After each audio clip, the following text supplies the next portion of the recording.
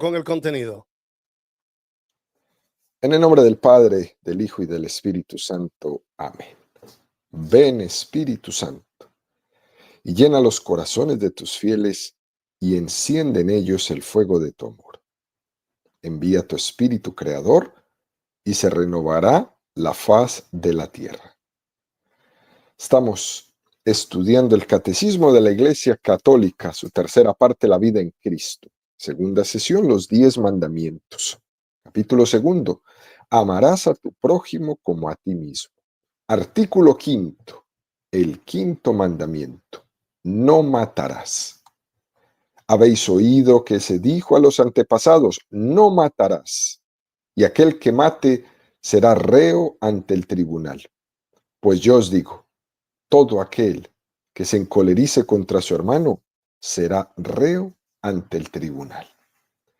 Continuamos subiendo el monte Sinaí de la mano de Moisés a recibir allá arriba los 10 mandamientos. Son 2.285 metros que mide el monte Sinaí y el Catecismo dedica 505 números al estudio de los 10 mandamientos. Es decir, subiremos 4 metros del monte Sinaí por cada número del Catecismo que estudiemos. Hoy nos encontramos en el metro 836 de altura. Estamos en el primer apartado de este artículo, donde el Catecismo dedica 25 números al tema, que tiene como título El respeto de la vida humana. Hoy vamos a profundizar en los números 2261 y 2262. Número 2261 del Catecismo de la Iglesia Católica dice: la Escritura precisa lo que el quinto mandamiento prohíbe. No quites la vida del inocente y justo. El homicidio voluntario de un inocente es gravemente contrario a la dignidad del ser humano, a la regla de oro y a la santidad del Creador. La ley que lo proscribe posee una validez universal. Obliga a todos y a cada uno, siempre y en todas partes. Es un número precioso este que nos regala el Catecismo en esta mañana. En el Éxodo 20:13 dice: no matarás. Es una expresión supremamente escueta. 3 capítulos más tarde, precisan esta afirmación que trae el Catecismo en este número 2261. No quites la vida del inocente y justo. Fíjese que es un mandamiento demasiado escueto. No matarás. Es como un mandamiento seco. Pero luego se precisa este no matarás. Y es una precisación que se refiere al hecho de que es verdad que la Sagrada Escritura no juzga al mismo nivel el homicidio de una persona inocente y justa al de alguien que es culpable. No se puede pensar que esté justificado lo segundo en ningún momento, pero se hace una precisación. Lo que quiere decir es que desde el punto de vista de lo que es intrínsecamente malo, que es malo por su propio objeto y será siempre malo, independientemente del lugar, del tiempo o de las circunstancias. Lo que es intrínsecamente malo es quitar la vida del inocente y del justo. Puede haber ocurrido que en una circunstancia histórica concreta, donde se haya recurrido a la legítima defensa y se ha quitado la vida de un injusto agresor, eso puede haber ocurrido. A eso no le juzga moralmente el mismo nivel que al homicidio de un inocente. o por el hecho que se haya aplicado la pena de muerte contra un delincuente en una situación histórica. Y con esto, queridos amigos, el catecismo no está justificando la pena de muerte. Esto es muy importante. La doctrina social de la Iglesia es contraria a la pena de muerte, pero al mismo tiempo afirma que en el momento histórico en el que nos encontramos, el hombre dispone de otros medios para defenderse de los injustos agresores que la sociedad pueda tener. Por tanto, esto es importante tenerlo presente. Hay injustos agresores.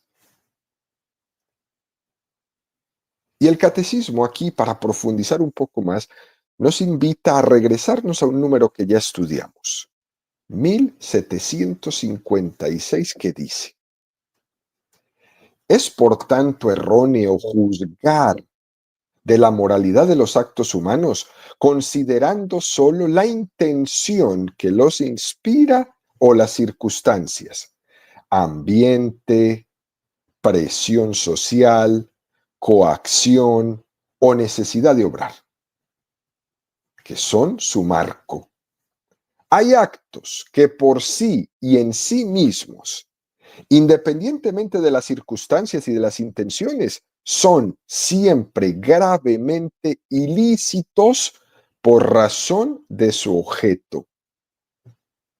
Por ejemplo, la blasfemia y el perjurio, el homicidio y el adulterio. No está permitido hacer el mal para obtener un bien. Es un número que estudiamos varios días. Hay cosas que son intrínsecamente malas y que no cabe decir que si tal o cual circunstancia las justificaba. No. Hay cosas que son intrínsecamente malas y no cambian. A esto es lo que se refiere nuestro número 2261 que estamos intentando profundizar hoy. Intrínsecamente malo es quitar la vida del inocente y del justo. Se entiende como en un homicidio ante el justo, ante el inocente. ¿Recuerdan ustedes, queridos amigos, la escena de Jesucristo ante Pilato? Le dice: ¿no te defiendes? ¿No sabes que tengo poder para quitarte o darte la vida? Jesús le responde: no tendrías poder sobre mí si no te hubiera sido concedido de lo alto. Fíjense que Jesús está reconociendo la autoridad que tiene Pilato con el poder de quitar la vida. Es impresionante. O en el episodio del buen ladrón, ahí en la cruz, ¿ni siquiera temes a Dios estando en el mismo suplicio? Lo nuestro es justo, porque tenemos lo que nos hemos merecido. En cambio, ¿qué mal ha hecho? El buen ladrón percibe como injusto el castigo que le están dando a Jesús. Y ese buen ladrón no percibe como injusto el castigo que le están dando a él.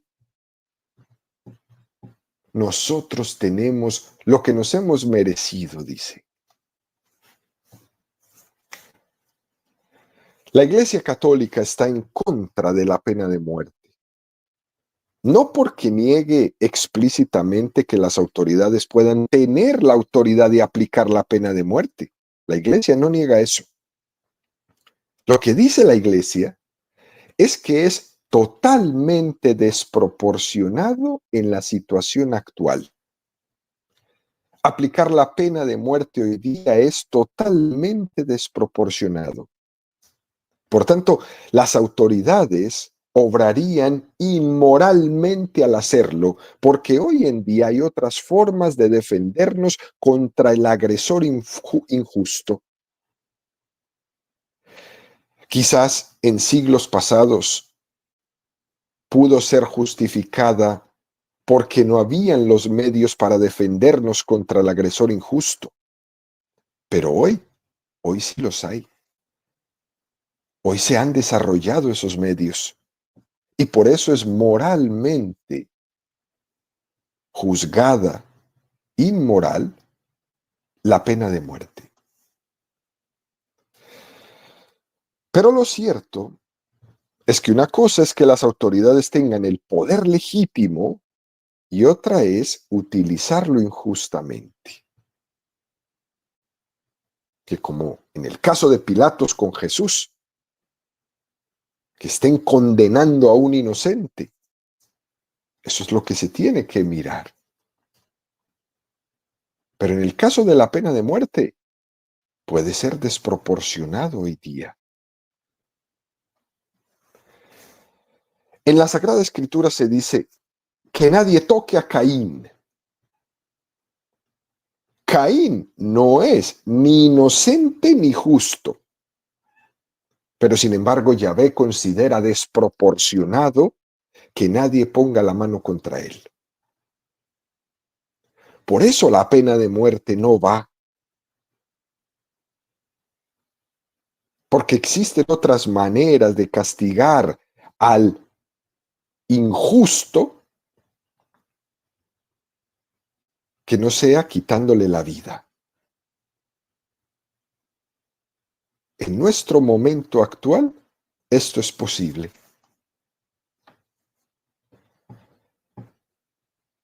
El homicidio puede ser inmoral por dos caminos. Primero, porque es intrínsecamente malo, cuando se quita la vida del inocente y del justo. Y segundo, cuando es desproporcionado. En este caso, cuando se aplica la pena de muerte. Son estas los dos caminos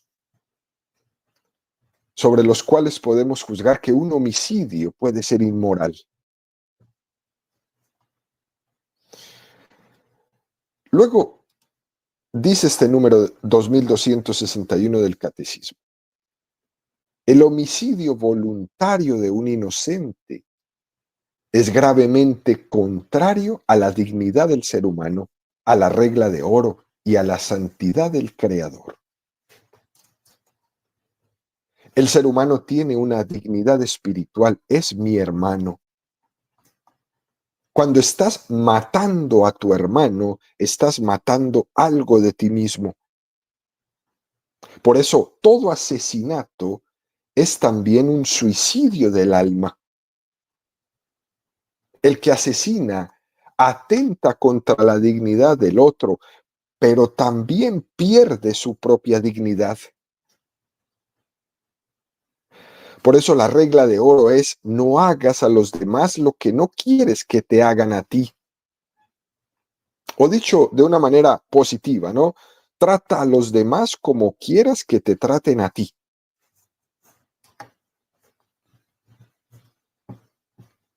En muchos momentos históricos hemos tenido conocimiento de que cuando alguien va a ser asesinado, clama: ten piedad de mí. No hagas conmigo lo que no te gustaría que hicieran contigo. Y cometer un asesinato es gravemente contrario a la santidad del Creador, porque la vida es sagrada, porque tiene en Dios su origen. Por tanto, estás quitando la vida, estás quitando algo que no es tuyo. La vida es algo que hay entre Dios y la persona. Y si tú la quitas, te has puesto entre Dios y esa persona, te has metido donde no te corresponde. El que asesina pretende ser Dios, pretende ser Él el que decida quién puede vivir y quién no. Por eso la gravedad, por ejemplo, del aborto, al momento de que unos padres decidan matar, asesinar a un bebé, aunque esté en su etapa inicial, embrionaria. El que asesina pretende ser Dios, el que aborta pretende ser Dios. La mamá, el que aconseja, el papá, el médico que lo hizo, la enfermera que asistió, todos los que estuvieron involucrados pretenden ser Dios. Y eso es grave.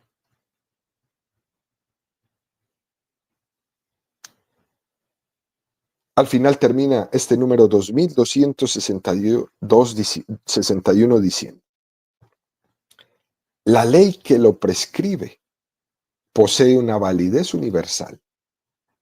Obliga a todos y a cada uno siempre y en todas partes.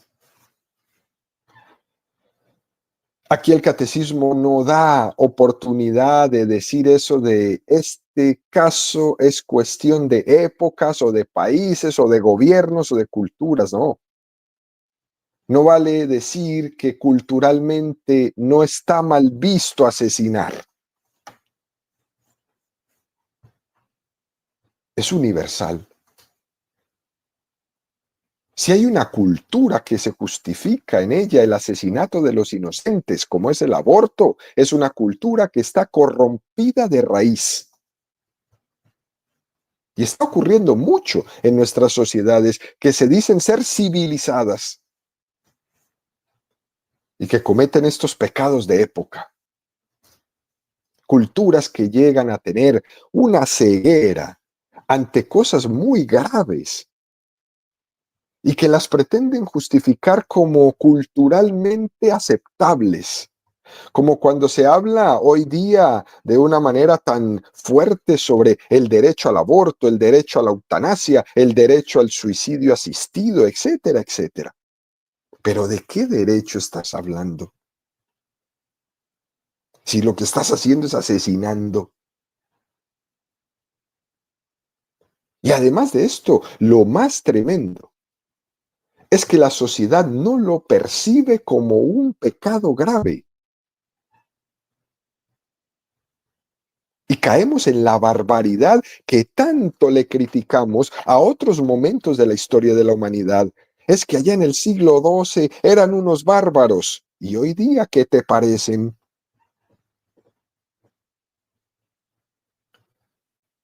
Allá por lo menos no tenían los medios que tienen hoy. Pero nosotros hoy que nos decimos y nos jactamos de ser civilizados, ¿cómo es posible que matemos 20 millones de embriones, de niños en el vientre de su madre? ¿Eso es ser civilizado?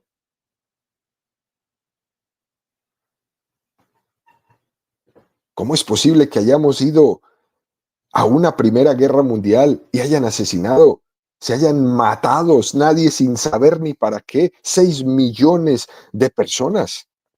Y como si fuera poco, nos vamos a una segunda guerra y matamos 10 millones de personas. Toda una generación. De razón hoy no hay inventos. Jóvenes que iban a esas trincheras pensando que los iban a condecorar, porque parecía un chiste la guerra, parecía una cosa de honor, y terminaban ahí metidos en esos barros, en esos pantanos de las trincheras, matando y matando gente sin ningún sentido, sin saber ni para qué. Y hoy día todavía nos preguntamos, ¿para qué fue la guerra?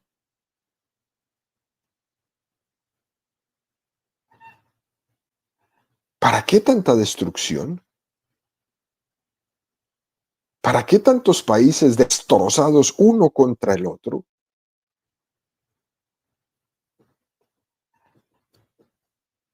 caemos en la barbaridad que tanto criticamos a otros momentos de la historia de la humanidad.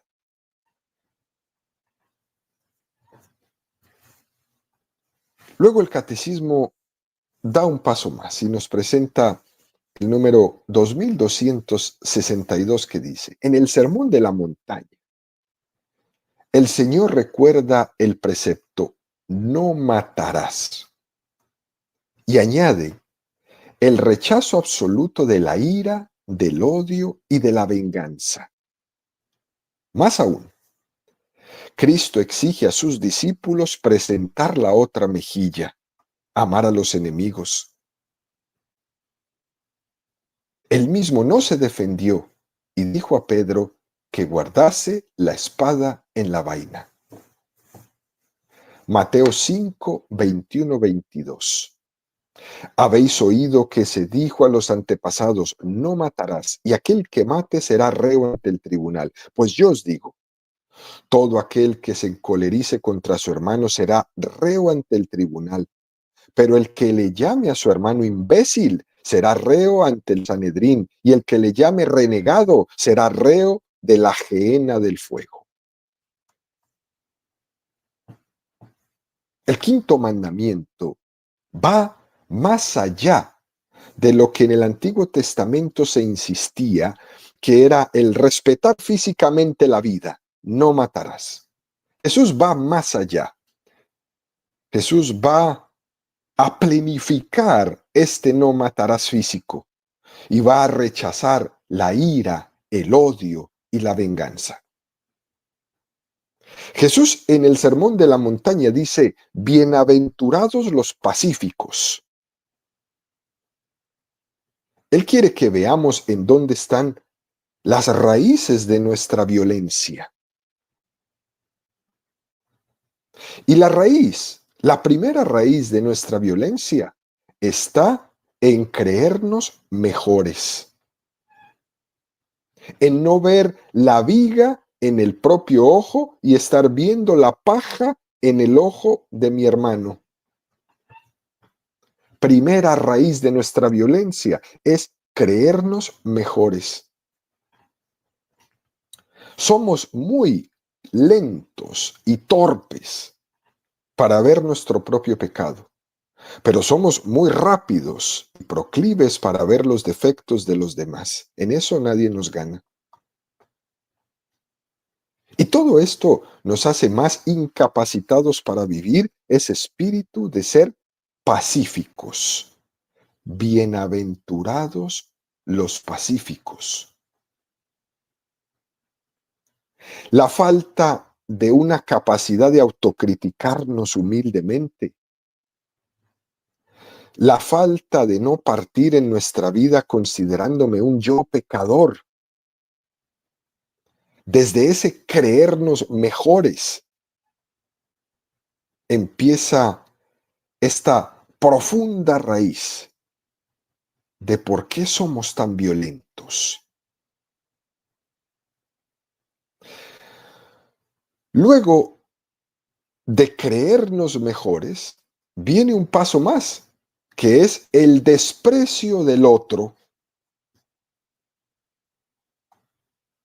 Por eso condena a Jesús el que le llame a su hermano renegado, el que le llame a su hermano imbécil.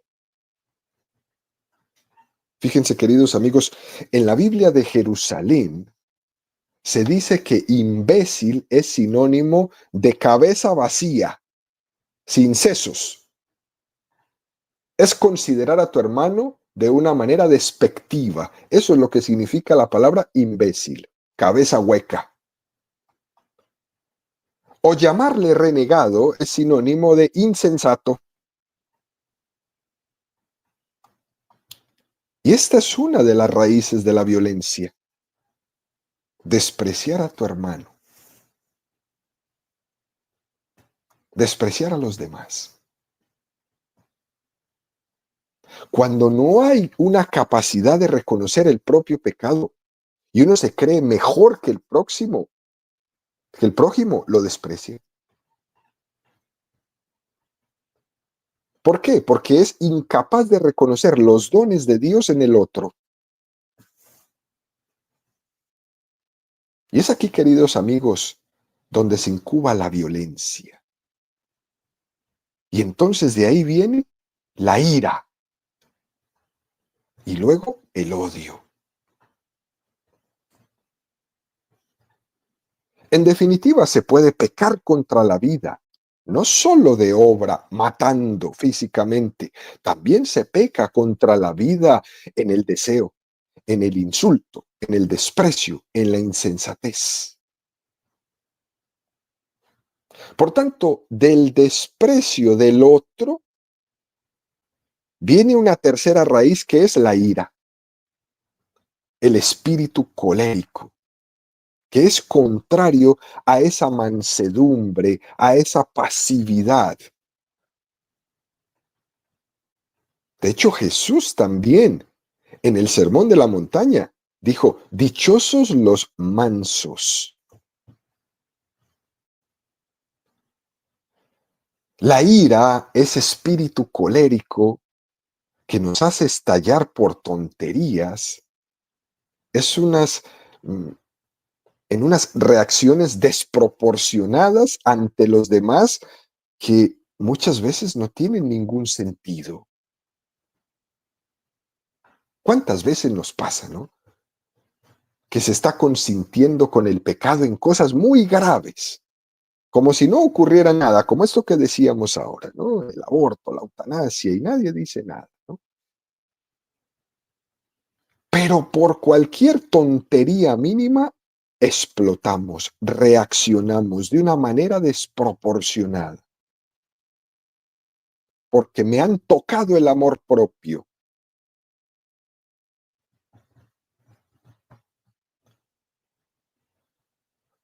Cuando a este tipo de persona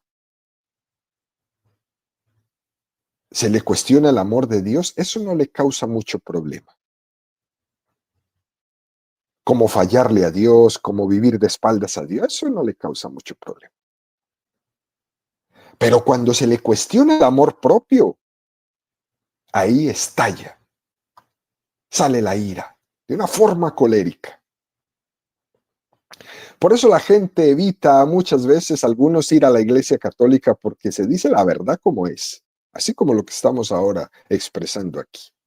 Y prefieren ir a otros lugares donde le digan lo que quiere escuchar. Tú sigue viviendo así como estás. Tú sigue en pecado, sigue en unión libre, tú sigue casándote y divorciándote una y dos y tres y cuatro y cinco veces. La gente quiere escuchar eso, porque eso no le toca su amor propio. No importa si está de acuerdo o no con Dios, pero que no me toquen mi amor propio, que no me muevan mi piso, que no me saquen aquí de la baldosa donde estoy muy cómodo, porque entonces ahí van a conocer la fiera. Este espíritu colérico, que cuando se reconoce y se pide perdón y se entra en un camino de arrepentimiento, es una maravilla en el proceso de la conversión. Pero cuando la persona se reafirma en sus estallidos de ira, de cólera, entonces se endurece y se vuelve en un esclavo de su propio pecado capital de la ira. Y se llega a ser esclavo de su propio temperamento, esclavo de su carácter, esclavo de sus reacciones, esclavo de su inmadurez. Y en esa esclavitud se llega a la cuarta raíz de la violencia, que es el odio. El odio es como la ira, pero concretado en alguien mucho más específico, es decir, se le pone un rostro a la ira. Ponerle a la ira un rostro es odio. El odio es el planteamiento de o tú o yo, pero los dos no cabemos.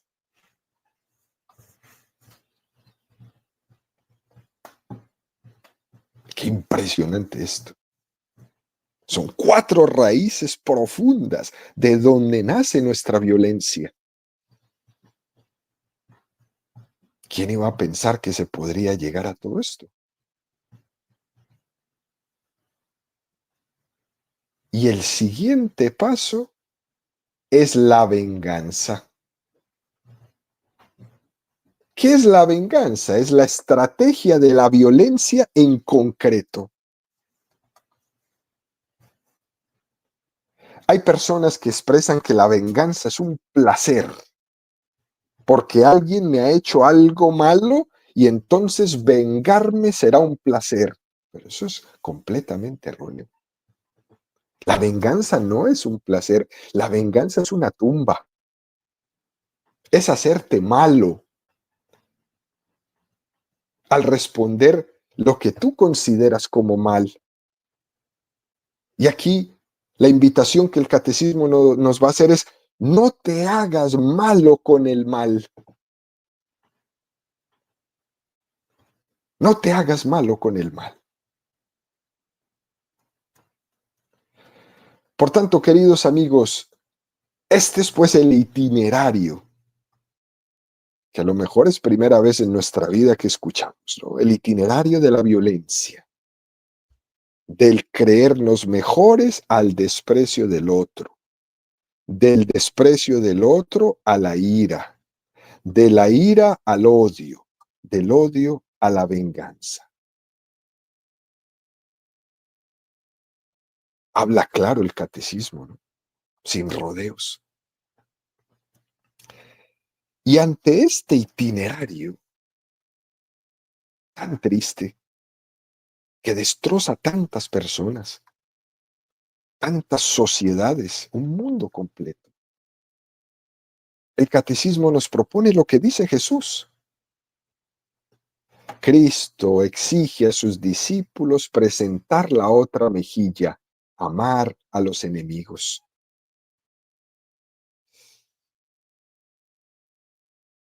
Él mismo no se defendió y dijo a Pedro que guardara la espada en la vaina.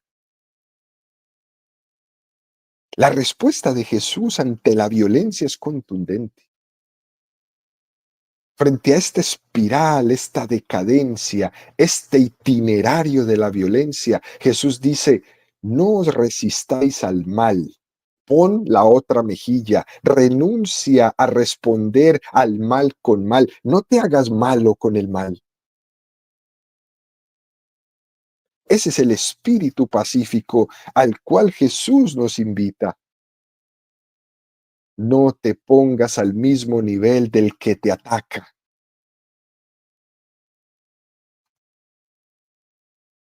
Curiosamente, el mal se disfraza de bien. Generalmente la ira en la violencia, el mal se suele disfrazar de justicia. Y uno dice: voy a poner todas las cosas en su sitio, ¿no? Hasta el punto que es muy fácil disfrazar de justicia lo que es una venganza. Y esto lo padecemos hoy día. Es que eso es lo justo, matarlo. Jesús dice: no te resistas al mal que te hacen a ti. Es la renuncia. Es el paso magnífico, grandísimo de santidad, la renuncia a la legítima defensa. El Señor es quien me defiende. Y hasta aquí uno debe de llegar, porque es ahí donde se nos plantea el amor cristiano. Renunciar el devolver mal con mal. Y esto es lo que nos enseña el Evangelio, que no se devuelve mal con mal, porque se hace por amor y se cumple lo que Jesús nos mandó a cumplir: ama a tus enemigos. Ten compasión del que te está haciendo mal. Quien ejerce la violencia contra ti es digno de tu compasión y de tu misericordia, no de tu venganza. Porque la auténtica víctima de Satanás es él. Aunque esté ejerciendo de verdugo, pero sabemos que ante Dios la víctima es Él, y tú serás recompensado por Dios. Ante esto, queridos amigos, el mejor ejemplo es la vida de los mártires cristianos, que nunca dejará de enseñarnos esto. El otro día leía un sacerdote en Toledo que sufrió la persecución cristiana durante la guerra civil y que en el momento que iba a ser fusilado, así como también sucedió en la guerra cristera, con el padre Pro y todos estos, ese sacerdote ahí en Toledo quiso, antes de recibir los disparos, darle el dinero que le quedaba suyo como propina a los que le iban a fusilar. Mira esto. Ese sacerdote tenía su corazón en Dios.